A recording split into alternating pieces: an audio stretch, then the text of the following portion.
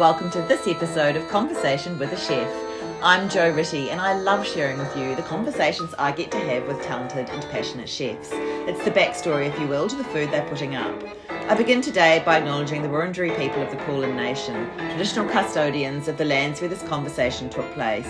Land which was never ceded, land where communities came together to eat seasonally, locally and without exhausting resources. I pay my respects to their elders past and present and to any First Nations people listening today.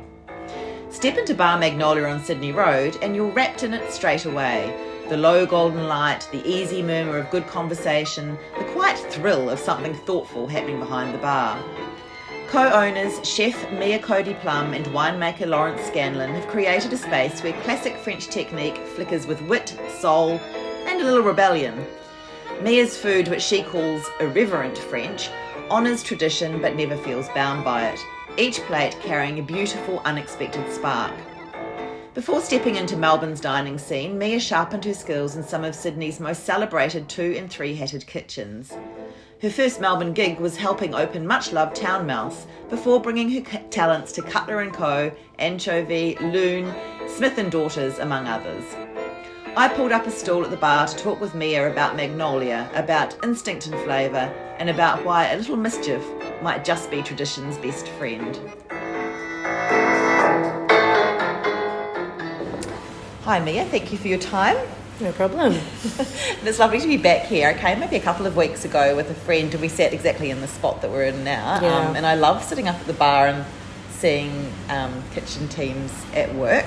It's really lovely to be able to do that here. Yeah. And otherwise it's a very beautiful, cosy dining room setting here. Seat 35, is it? Inside, yeah, we set 42, including outside. Okay, wow. Yeah. And you opened Magnolia in 2023. Yeah, our second birthday is coming up on Bastille Day. Oh yes, that's right, Yeah. Bastille Day, of course. And I wanted to talk a bit more about Magnolia and the food you're doing because I thought it was so incredible. Just the flavours were so delicious and layered and kind of surprising as well because they're quite classic French dishes, and I don't like that thing with a twist, but I guess with a different soupçon of something. I always call it irreverent French food. You know, Okay, there's such a great. long and storied history with French food, but I think, especially in Australia, Australians as French food consumers expect it to always be really classic stuff, and I can't tell you the number of times someone's walked in here and we haven't had a steak on the menu and they're like, where is the steak frites or the duck à l'orange? I have lost count of how many times people have asked me for French onion soup, which is funny because we have that little gougere with the caramelised onion and the comté cheese, and to me that tastes like a mouthful of French soup, you know. And Absolutely. It's a selling point for my staff as well. Where's the French onion soup? Not on the menu because chef doesn't make it, but eat that, it'll hit the spot. Absolutely, and also I can't even believe that people would come in and ask you something when it's totally your decision what you have on the menu. Exactly. But I think there's that expectation that all French restaurants will have all the same things. It's like plenty of places in Melbourne you can go to have really classic traditional French food. Yeah. Sorry that this is not it, but also not sorry because it is still French food. And if you look at, you know, all of the bistronomy wine bars in Paris that are, you know, so trendy, so ahead of the curve, they're not doing classic French food. No. You can definitely go to small regional places around France and eat that sort of thing, and that's a beautiful thing. Just like in Australia, there's things that are, you wouldn't, you know, travel to the middle of Australia and ask for fresh seafood, would you? No, You know? that's right. And yeah, I was going to say, does every pub have to serve a parma? But Yeah. maybe it does. Maybe actually. I don't know. I certainly don't think so. No. But yeah, there's certainly that expectation that things should always be the same, and that's not how food works, that's not how cuisine works, that's not how culture works. You know, there's definitely, you should always be interested in the history of something. You can certainly pay homage to it, but doing the same thing all the time is really boring. It's interesting you say that too, you know, about in France. So I was in France last year and I stayed in Paris in the 10th arrondissement, so near the Canal Saint-Martin, which is, there were so many of those little wine bars where they were run by young people who were really bucking the norm, and it was just, the food was amazing. Like I had this really delicious dinner at Les Vinaigriers, and I went by myself and I just sat there and I think I was just had this stupid smile on my face the whole way through just because the food was so interesting and they were doing some, I guess, natural wines and things as well. And I thought that it is great because France has been, I mean, leads gastronomy, but at the same time has been quite traditional for a long, long time as well. So it's great seeing some of those new places come through. Yeah. The last time I was in Paris, which I think was about 8 years ago now, I went with my mum and we stayed in the Marais, but just spent every day going to a new place, trying a new thing. That looks interesting, let's go in there. That's how we found Le Verre Volé in the 14th. And I had some chef friends that I'd worked with in Australia that we visited, and they gave us lists, and we ended up at Le Baratin, and I had a sweetbread the size of a steak. My mum had started that trip as a vegetarian, and by the end of it, we had eaten sweetbreads 3 days in a row because she could not get enough of them. She's like, this is one of the best things I've ever eaten. How did I not know about this? I'm like, you're the worst vegetarian ever, but I love this. That means we can eat everything on the menu. But yeah, I had the most glorious time, you know. I was like, I remember when I lived in Sydney almost 15 years ago, and they had that small bar movement going in the CBD, and lots of places like that popped up. It's like, this is actually one of the most fun ways to dine. Tiny space, intimate, the staff are really well knowledgeable, the chef's cooking interesting things, there's interesting things on the drinks list, the wine list, and they just want to show you a good time of the things that they know and love. And that was quite formative in, what is now this year a 20-year career. And, you know, a lot of that you can see in the DNA of this business, because when I'm not working and I have the time, I love throwing really silly dinner parties at home. Do you? And I have a giant 10-person dinner table. And it always ends up like a dinner party, and that was very much in the basis of this place. We wanted to feel like you were at just a really good house party, a really good dinner party. You were having a good time, and, you know, it was hospitality. People were being hospitable and taking care of you and making sure you were having a good time. Yeah. Yeah. And certainly that was what I experienced when I was here the other night, and I was interested too to see it was a slightly older crowd. Yeah, we definitely have that. And some of them have come in going, where's the French onion soup? I want a steak frites. Or if there is on a steak menu, you know, we normally pick a more secondary cut and serve it a bit bigger so it could be shared between two people, because the sauces are always really rich. And we just get some older customers that are like, no, I will have a half-kilo ribeye covered in bone marrow by myself. I'm like, okay, sure, you can. You're going to feel probably a bit ill, but sure, all right. But then they've been really, really great regulars. They love it. Yeah. Which is really nice. And some of these ideas, I mean, that you have,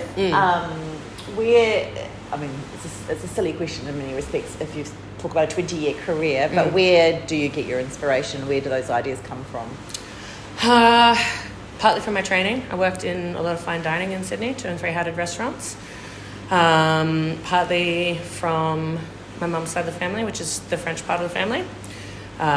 From a little town called Gensac in Nouvelle-Aquitaine. And going back through the family history, because it was all a little bit of a mystery as we sort of decoded that side of the family tree. Going back and finding out and researching. A lot of it is just research. Those 8 cookbooks on the shelf over there are 8 of probably about 3 or 4, maybe 500 cookbooks. I don't know. There's 8 bookshelves as big as that full that take up one whole wall of my house. I bet. And then, bless all my friends know and family, here's another cookbook. I found this in a vintage shop. Look at this. I just spent a lot of time researching and trying things I've cooked before. It hasn't always been exclusively Western food I've cooked. I've cooked South Indian, Vietnamese, Chinese, Thai. And, you know, obviously there's colonial ties with Western Europe and a lot of those cultures. But then there's also a lot of crossover where they've adapted, you know, especially Vietnam and France and Vietnam and in South India.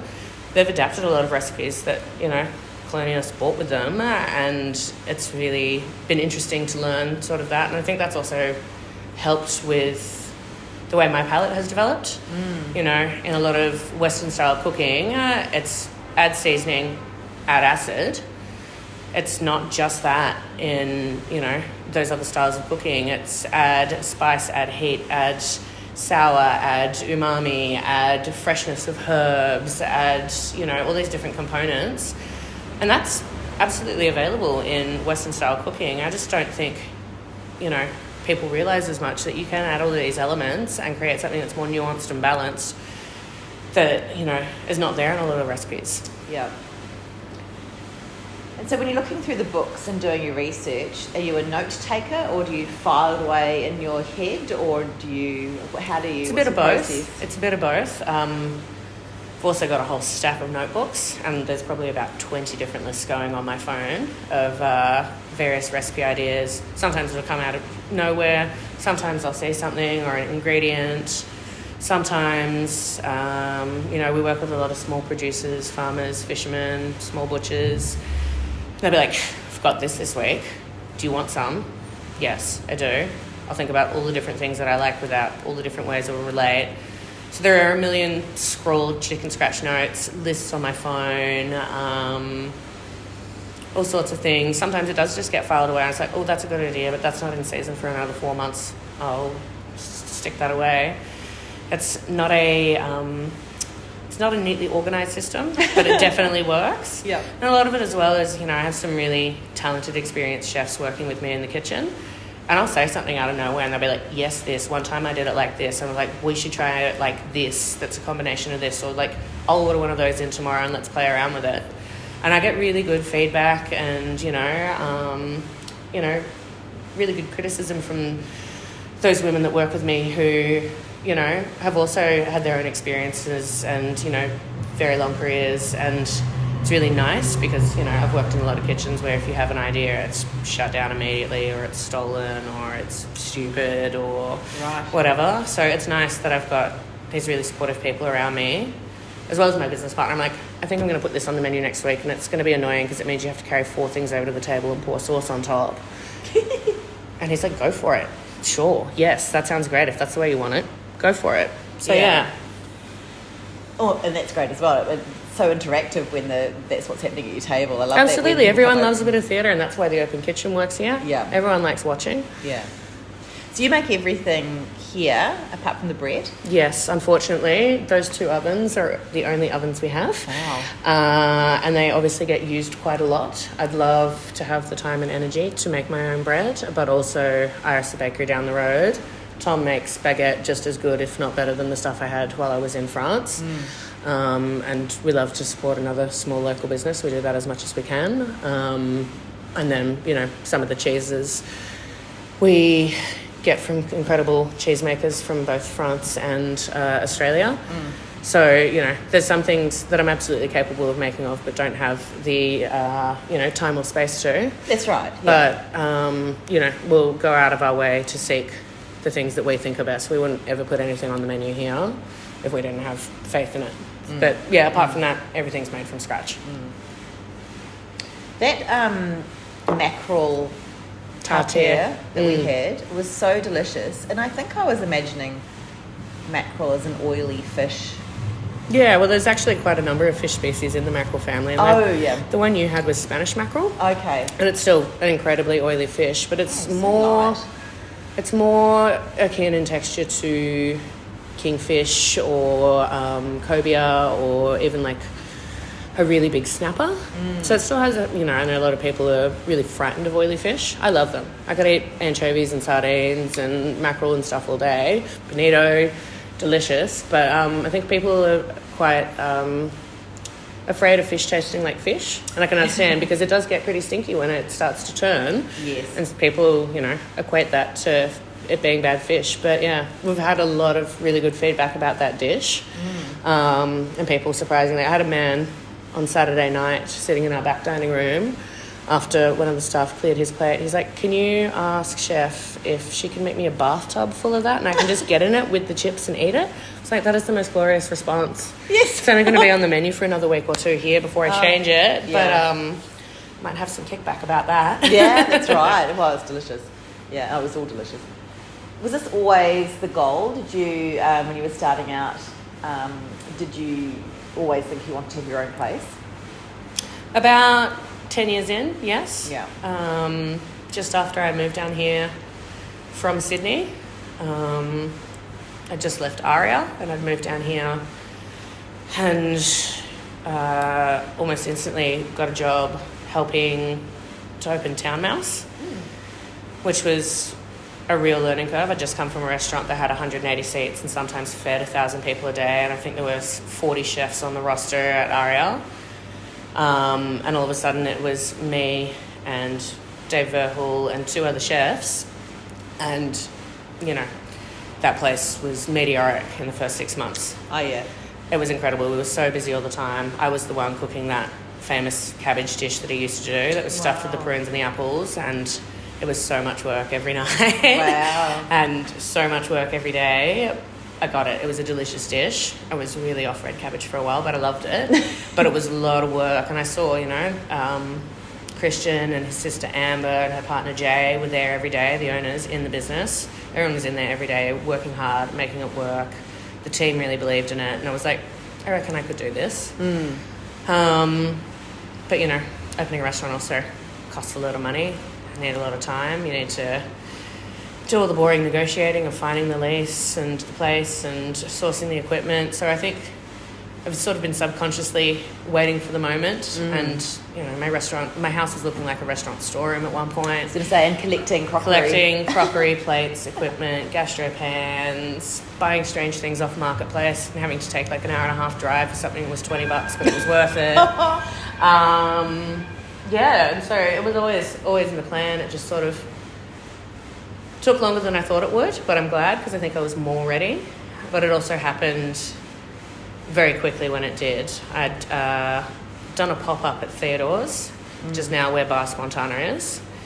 And Lawrence was my business partner, was running the floor there. And I took over for 4 days, and I went, if I break even, that'll be fine. And the break-even point was feed 100 guests over 4 days, and we ended up feeding 250 instead. Wow. I was like, okay, great, this is really nice. Lawrence and I got chatting over a bottle of wine. He's like, I'd really like to open a restaurant, but at least maybe let's do some more pop-ups together. I really enjoyed working with you.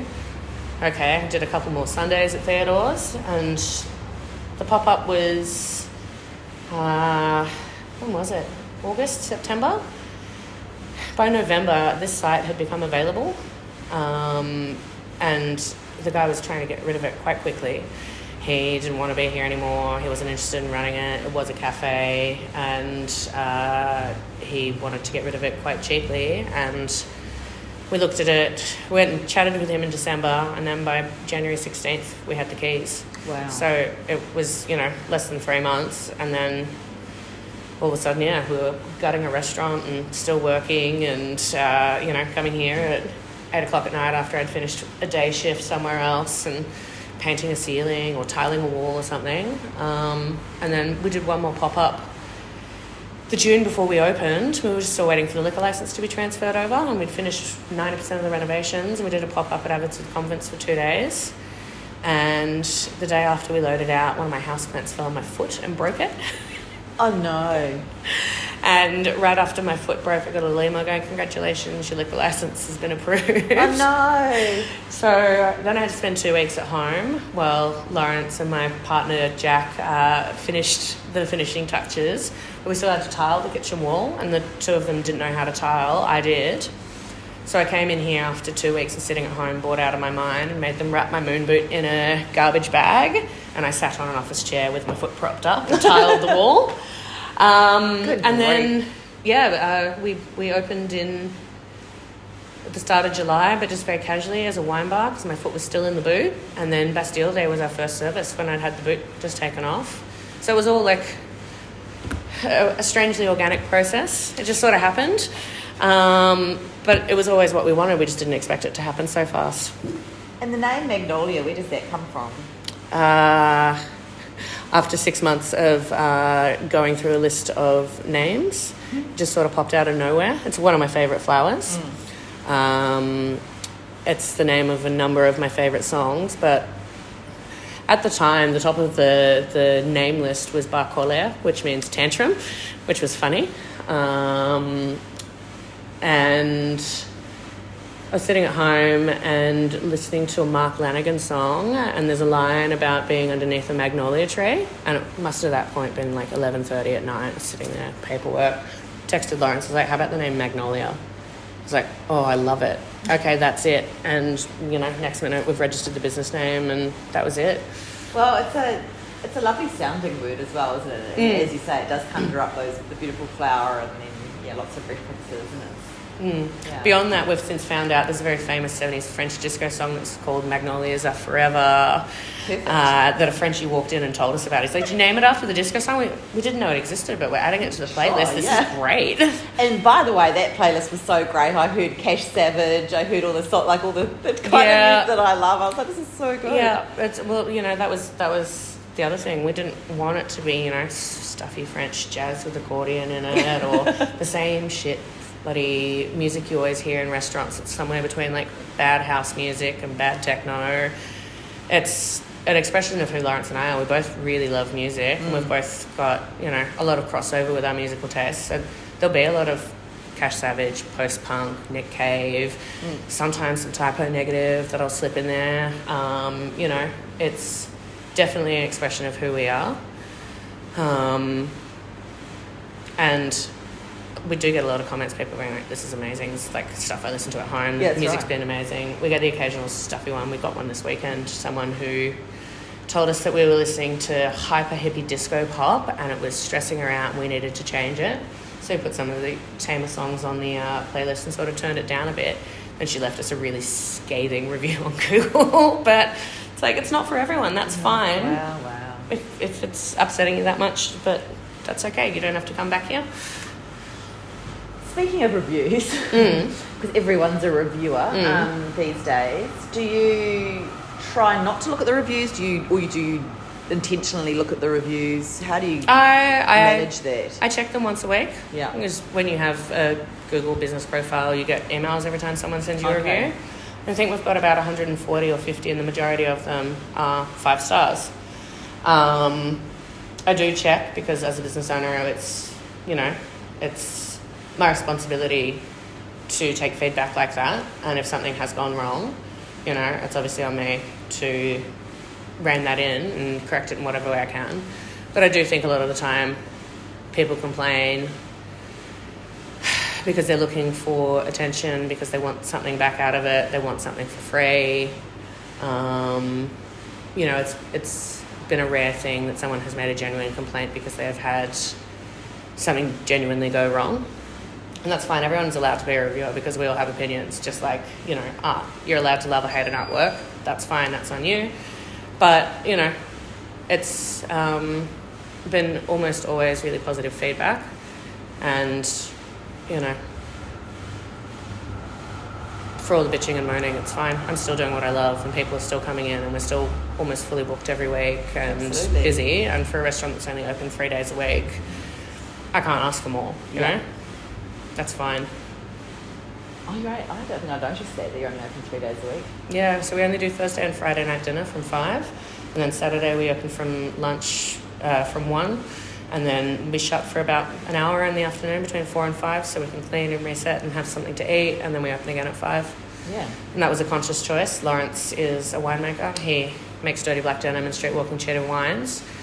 And he's also very good at it and he sells a lot of wine, but obviously making wine is a lot of physical work. Yes. So it was a conscious choice because I hate working on Sundays. I like having one day of the weekend to be a regular human being and see my friends who work day jobs, and he needs to obviously also do that and be able to have time for the winery, deliveries, winemaking. And it also actually takes a lot of work to do the amount of food that we do in 3 days. So Tuesday I'm normally here anyway doing all the other things, payroll, ordering, organising, responding to emails. And Wednesday my chefs and I get in here at 10 a.m. and start cooking until about 6 o'clock at night. Right. Because the kitchen is it's 2 ovens, 1 French top stove, 2 sinks. There's a couple of fridges and a freezer out the back and a storeroom, but that's it. And we just start working on Wednesday, We do cook somewhat irreverent French food, but there is a lot of basis in traditional cooking. So all of the jus take 3 days and 60 kilos of bones that gets reduced down to 4 or 5 litres. We do stuff quite traditionally, because there are no shortcuts to a lot of that classic cuisine and getting that flavour and that depth of flavour. So it does take a lot of time. So Wednesday is still a full day of work for us, and then we roll straight into Thursday, Friday, Saturday. It does mean as well I get to give myself work-life balance. If you only have to work 4 days a week and you get 3 days off, you know, and none of them work over 38 hours, but they still, you know, work really hard. Yeah.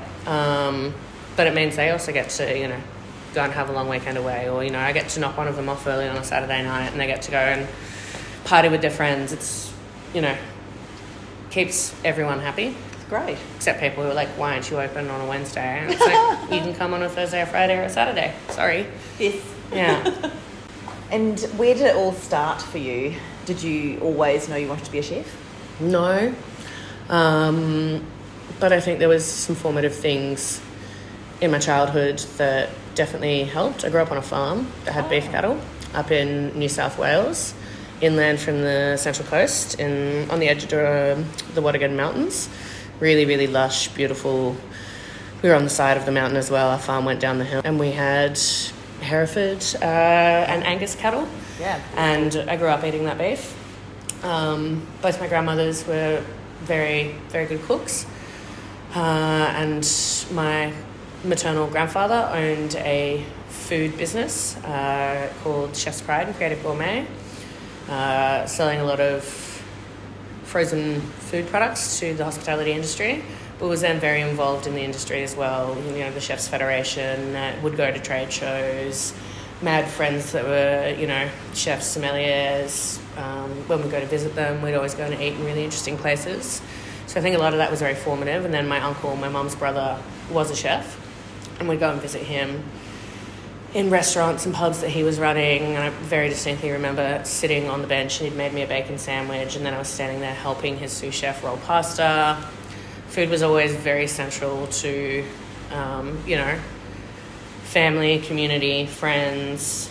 You know, every year at Christmas, either side of the family, half a dozen other people who were, you know, Christmas orphans, stray friends, they just all rock up. And that's something that's like definitely continued throughout my life. I throw really big Christmas parties, and I once had 100 people in my backyard. Oh, it's wow. Definitely been formative. But I dropped out of school when I was 14, didn't know what I wanted to do, and thought for a bit that I wanted to be a butcher. And I just remember this butcher came in, asked for a job, and he went, "Oh, sweetheart, I've got pigs out the back that are bigger than you, but you can stand behind the counter and sell sausages if you want." And I remember complaining to my uncle about what a, like, you know, misogynistic thing that was. And he went, "Be a chef. There's still butchery involved, but also there's fire and you get to eat." And I was like, And so I found the best restaurant in the town that we were living in on the Central Coast in Terrigal, and walked in with my resume and went, "I'd like a job, please." And the owner went, sat down, had a chat with me. They were actually looking for an apprentice, come to the kitchen, meet the chef. A really lovely man called Adam Woods, who had worked in Sydney and moved north because he had kids, and he looked me up and down and went, "What kind of music do you listen to?" And I went, "Metal." And he went, "All right, see you at 10 a.m. tomorrow." And the next day I had a job, and yeah, it went from there. The second I turned 18, moved back to Sydney, kept going on fine dining, and just knew that I wanted to be a chef, and a really good chef, because it felt right, you know? Yeah. I'm hesitating about this question because it's interesting you mentioned the misogynistic attitude of the butcher, and I actually never usually ask this question or talk about women chefs because in the early days of this podcast I spoke to Philippa Sibley, and she said at the end of the conversation, she said, "I'm glad you didn't ask me about being a female chef because I'm just a chef." Anyway, so I know what you're talking about. But those illustrations on the wall of Philippa Sibley's. She's a friend. She's amazing. She's lovely. And so I've always never said to women, what's it like being a woman chef? And that's not what I want to ask you, but what I did want to ask you is, or talk about, was the fact you've had a lot of great women chefs as your boss or mentor chefs. And I was looking at some of the places you've been, you know, I was thinking, gosh, how great. Yeah. You know, so Shannon Martinez, you were at Lune with Lee. Yeah, at, I helped her Anchovy, open that, yeah. and she actually worked under me at Town Mouse. Yeah, I wow. taught her how to butcher. She didn't know when she started at Town Mouse, and it was her and I in the little back kitchen boning out 1 million lamb shoulders every night after service. Definitely at the start of my career, I worked under a lot of men and worked in a lot of kitchens where, you know, that kind of very old school, yell, swear, say inappropriate things happened. And I think it was just sort of a natural gravitation towards working with women who, one, could cook really, really well, and two, were also sick of that kind of shit. Yeah. And didn't want that in their business, didn't want that in their life, didn't want to be around or associated with chefs like that. And it's been the same for me. My entire kitchen team is made up of women, my kitchen hand, my 2 chefs. There's always been 1 to 3 women on the floor here. And it's, there's been a definite shift in the last decade with the way women are treated and the attitude towards it. But I still think even there's bias in a lot of the media where a lot more male chefs will be championed. Yeah, that's right. And I find that frustrating. It's not to say that they can't cook or they aren't doing a really good job. But, it's if there's a big event and they've put the billboard of chefs up, 1, maybe 2 of them out of 8 or 10 will be female. Yeah. And I think, it's pretty wild when a lot of food media is made up of women writers as well, that there's this bias towards male chefs. So true.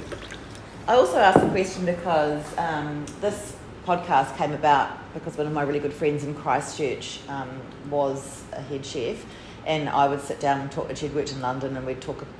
Whenever we were chatting, she'd talk about the industry, but she'd show me how to properly cut a chicken or how to season it, base, and all these things. And I remember, and I always thought this would be really great. Like, people should be listening to this. It's so good. But she said, as a head chef, who's a woman, you had to walk in to a new kitchen and earn the respect of the men, or even, I suppose, the team. But a man walking in had to do something pretty bad to lose it. And I just thought that really stuck with me. And I just thought, she's not wrong. There was places that I worked in where I'd been there for 6 months a year, and came at that point, with a decade-long career with more 2 and 3 hat restaurants on it than I can count, and someone would walk in less qualified and, less experienced and with a lesser skill set, and immediately get put onto a section of the kitchen that required that instead of me being moved up. Yeah. And then, you'd be watching them hack up a fish or break down an animal wrong or burn stuff or, and had I been me doing it, I would have copped it. And then it's like, oh, it's all right, just do it. And I was like, you're throwing $100 steak in the bin because you've just burnt it.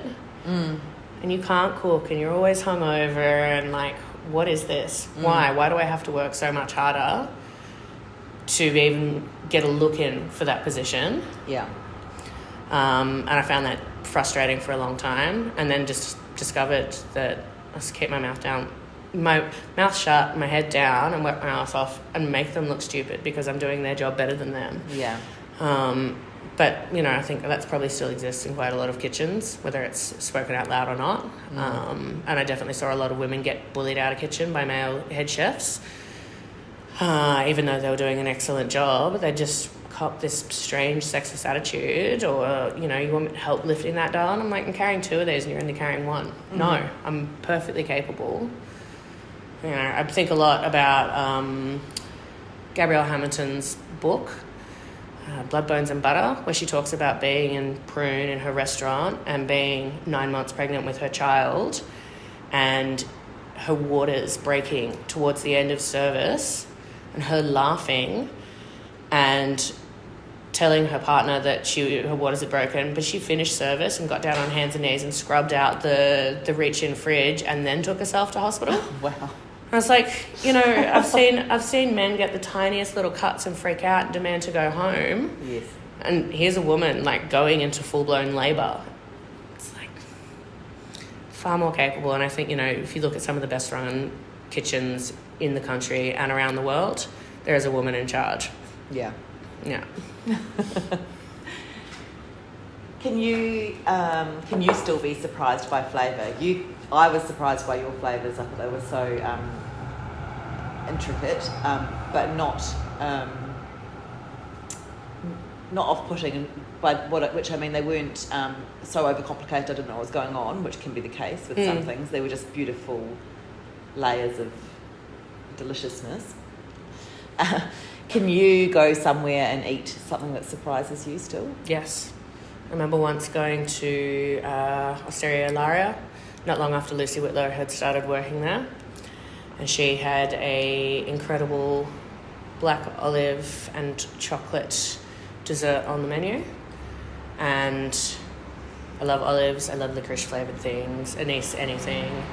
And I was like, I don't know about that, like black olives, calamata, maybe, chocolate and licorice work. Had it and was like blown away. I was like, this is delicious. We're ordering a second one. I need to eat this again. I'm really into it. And myself, I trained as a pastry chef, but I don't really have a sweet tooth, which is why a lot of our desserts are quite savoury or balanced, or, have sour elements to them. But I'm like, fuck Lucy, this is delicious. Fuck you, this is great. I definitely will always pick something unusual on a menu if I go out to eat. And, I think like what we were saying earlier about there was layer and nuance and complexity in the food without it being too much. I think a lot of chefs forget that you don't really need to fuck with it. Yeah. If you have gone out of your way to source really high quality produce made by people or grown by people who give a fuck about it, then you don't really need to do much more. Like, it's on you then as the chef to have the skills to treat it with respect. Something has died, whether it's an animal or a plant, in order for you to eat, you should have the skills to not fuck with it so much. It doesn't need to be blended into a gel or made into an agar sheet or a foam. And it was definitely like what was happening while I was coming up in fine dining and El Bulli. And whilst I absolutely understand that, that's cool that you can fuck with food that much and make it that exciting. But at the end of the day, you don't eat like that every day. No. You don't need to do all that stuff to fuck with it. It's on you as a chef to maybe play around with it at home and fuck it up at home, but then go, what have I learnt from this? You can cook something that long and rest it that long and it'll stop being tough and tender again. Or you can combine these two flavours in this way and it's actually more delicious. And I think there's been a real decline of that in the industry over the last 20 years, especially post that sort of modernist cuisine style. So many young chefs, and I definitely got caught up and get so excited in the technique, the newness of these trends, that the base of, can you cut something properly? Can you, make a classic hollandaise? Do you have this base level of, fundamentals of cooking before you start trying to do it with different flavours or different, things? And whilst I think it's good as it goes forward, it's just like shame, especially now that I've been hiring and firing people and training people for the last 10 years, that so many new chefs come into the industry and they've watched too much Heston Blumenthal or watched too much, modernist cuisine on YouTube. They haven't actually sat down and read a cookbook. They haven't, actually made a proper omelette. They don't know these things because they've got caught up in all of this stuff that makes for really exciting television and exciting things and things that photograph beautifully, but doesn't, actually help them to be better cooks, to be better chefs. I have a question in the list of interview questions that I ask my chefs. It's like, who's your 3 favourite chefs? A lot of the time it's like Gordon Ramsay, Heston Blumenthal, someone that's on MasterChef. And I'm like, why do you admire them? And it's like, Heston Blumenthal does really creative stuff and Gordon's really... And I was like, cool, so what are your 3 favourite cookbooks? Oh, I don't own any cookbooks. Why not? I just watch stuff on TikTok or Instagram or YouTube or on the TV. That's cool, but like, how do you go back? You have to go and find the video again and like try and transcribe the recipe, or, there's something to be said about the old school way of having a cookbook there, or going, I want to make a souffle. I know it's in that cookbook. I'll go and get that recipe and have a look at it and play around with it and see what I need to adjust or how I can make it my own. And it's just really interesting that it's,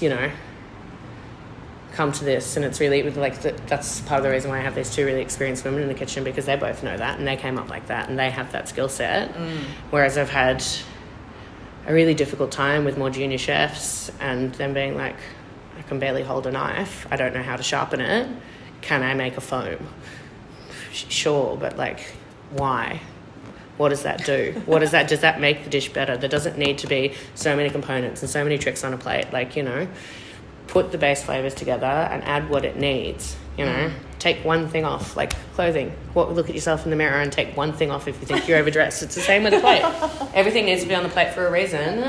And, you know, you need the balance of flavour, acidity, seasoning, texture, freshness. It's interesting the way the culture has changed over the 20 years of my career, watching nationally and internationally. Yeah, well, it's as you say, it's about that connection to the food. If, you know, I'm sure there are a lot of people who would never consider the fact that something has died for you to put on the plate, whether it's a plant or an animal, and I think that's a really important basis to start with, you know, to understand that and to know what you're actually working with and why things react the way they do when you do different things to them, rather than often it's, I think when you're watching those kinds of TikToks and things, it's coming back from the opposite side, isn't it? It's like this is the end product and it's all whiz bang, but what's behind that? Yeah, exactly. Wow. I think, you know, that definitely came from growing up on a farm and seeing things die. Of course. And knowing that animal there that you've named and watched grow up for the last 12 months is at some point in the next couple of months going to be in your belly.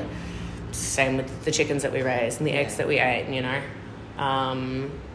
Like you've planting stuff in the veggie patch behind the house, watching it grow from seed to full-blown plant, but the rest of the plant dies and you've got to do it again next year. And all the work that goes into it, and there's a massive disconnect between, you know, people who go to a supermarket and get the little pre-packaged portioned, cooked and already peeled things, and do you understand the amount of work that has gone from that starting to exist to this going in your mouth? Well, that's right. And I remember when I spoke to Annie Smithers, Love Annie. Yes. Love Annie. back in the day, and she said that when you grow things yourself, you have a lot more respect for that vegetable, and you're less likely to waste it. Absolutely. And you want to use all of it and all of those absolutely. things. And I think that's true. Having grown corn on the cob. Labour of love and a lot of water. And you might get 1 or 2 ears of corn per plant. Absolutely. And, you know, if you've forgotten to water it for 2 weeks and it gets a bit sad, it ends up that corn is not nearly as juicy as what you want. No. But then there's the other side of this. You mentioned running a small business, and I was speaking, the last chef I spoke to, Guillaume Zika, who runs, who has the software Chef Notepad. He was saying, you know, he started off in Michelin star restaurants in France, and his first job was working with someone who was very particular about food costs and wastage and not wasting anything, and turning on the light to go down the stairs, turning it off when they got to the bottom of the stairs to go into the cool room, turning on the cool room light, and sort of everything was really... They were very careful, and he thought that was a really great start. And he also made the point that when you are striving to be a head chef, it's all about cooking. It's all about thinking of menus and coming up with flavours and food. And then suddenly you get to that head chef position, or head chef owner. Owner's probably got another layer to it. And you have to know about how to run a business, and you have to know about spreadsheets or food costs and wage costs and he made a really good point on one of his I just saw a little video today where he was saying, if I make this dish, which was like a ceviche kind of dish, he said, and it had like cucumber and different things on it, he said, there's a lot of wastage in this dish. You've got the fish bones, you've got the cucumber seeds, you've got all of this. You might think it only cost you $3.45 to make this dish, but you've got to count in the wastage. And I was like, oh... And then on top of that, you've got to count The utilities for all the equipment that you need, the dishwasher, the stove, the exhaust hood, the air conditioning, the lights being on, and then on top of that you've got to count the labour cost of who is prepping and how much do they cost me an hour, plus the onset of how much tax do I have to pay and their superannuation and all their annual leave and other leave or time in lieu, and the work cover in case they hurt themselves doing it, and then my time supervising to make sure they do it right, plus my time to write the recipe and show them how to do it, and then the time to write tasting notes about the dish, and then train the front of house staff to have the knowledge, so if someone goes, what is this, they can explain it, or they put it down in front of them and they explain it, and then the ongoing cost of cleaning up after them, plus the linen on the table that they're eating off, plus the person that's pouring their wine who has that knowledge, and cleaning up after them, that's the kitchen hand, and then the water bill for cleaning up and cleaning the glasses. Yeah, absolutely. It's not just the dollar amount of what is on the plate. And there's been multiple times in both small and large businesses where I've had to explain that to staff. But there's also been times where I've had customers, not in this business, thankfully, but in other businesses that are like, I could buy a steak and cook it at home for like a quarter to a fifth of this. It's like, so I'm just going to explain to you, sir. Yes. All of the things that I've just said. It's not just, here's a steak, you've come here, you want a steak.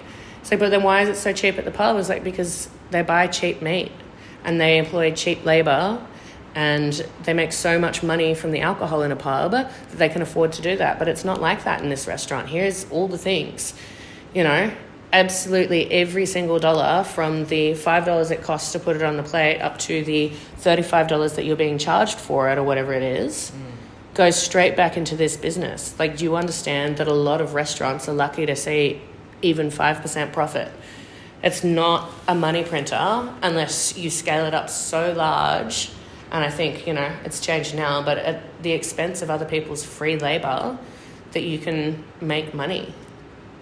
You know, it's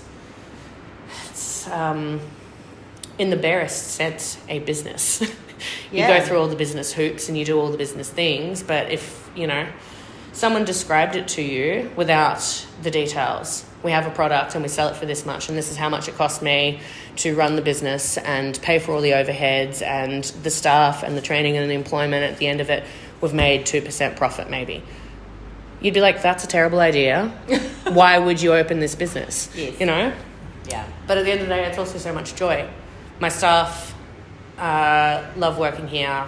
They love cooking what they do.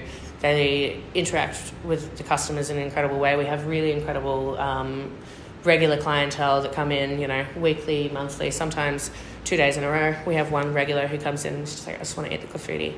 Sometimes we'll have two. I love it. You know, it's a very nurturing career, you know. It's a very, not only for yourself, nurturing, but nurturing other people, you know. Feeding someone is one of the most intimate things I think you can do. It's a real act of love. You can taste it when the chef doesn't love the food and they don't love serving customers. You can definitely taste it in a restaurant. And the same with the staff. They just don't care. They just want your money. They want you to leave. But it is a real labour of love to make it happen.